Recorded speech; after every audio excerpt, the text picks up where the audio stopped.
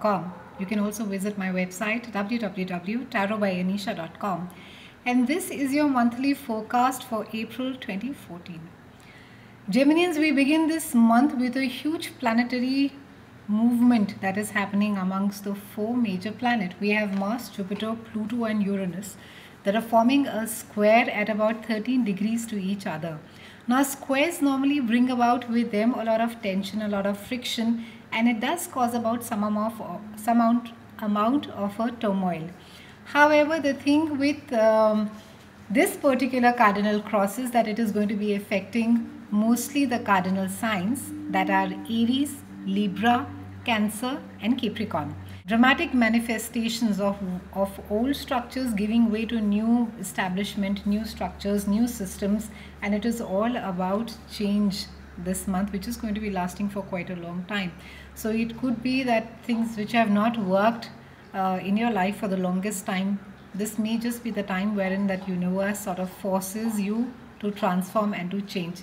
It's quite a brilliant time, really, not at all gloom and doom. So let's have a look as to what is it that April has in store for you. We begin this month with a lingering effect of the new moon from March, last week of March, which had to do with in your chart with friends, socializing, and also your work. And your work looks extremely good this month, Gemini. I think you are going to be having a support of somebody really up the ladder. It could be either your super boss, it could also be somebody who puts in a great word, maybe a client, maybe a partner whom you work with, who will really recommend you very highly. However, around the 11th, we have Venus that is going and joining Neptune, which will cause about some amount of confusion or chaos. So be a little careful about all the lovely promised goods that come your way this month. Just try and take a second look, read the fine print and really see whether, you know, the X percentage which is being offered to you additionally, is it really worth it? Is it what it is that people are promising you, or is it just something that looks good on the paper and, you know, nothing more than that? You could this month romantically feel pressure to take a decision, Geminis. Now, whether it is that you are pressuring somebody to decide, make up their minds and let you know as to where it is that you stand in their lives, or it could be that you are being pushed against a wall and being asked that, okay, now where it is that we go from here. So it could be a month of I think really getting off the fence and deciding and saying as to which direction you would like to take.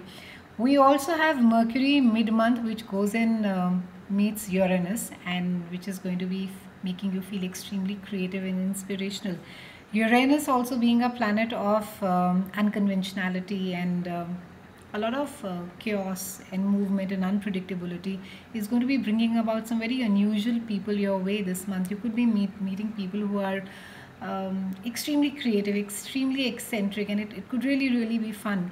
And Mercury, of course, being the planet of communication and transportation, could see you either travel with those people, communicate, collaborate with these people, and I think it's just going to be a very wonderful, a very surreal, a very inspirational time, Gemini. And so make good use of it, especially all those of you who are musicians, who are writers, film actors. It's a great time that the self-expression will really find its, out of the box. You'll be able to really see, feel and express yourself, and you will be collaborated, or rather you will be supported very well as well at this point of time. Now the cardinal cross, which is there in your sister sign Libra. As I said, it is going to be more so be affecting the cardinal signs, so to speak.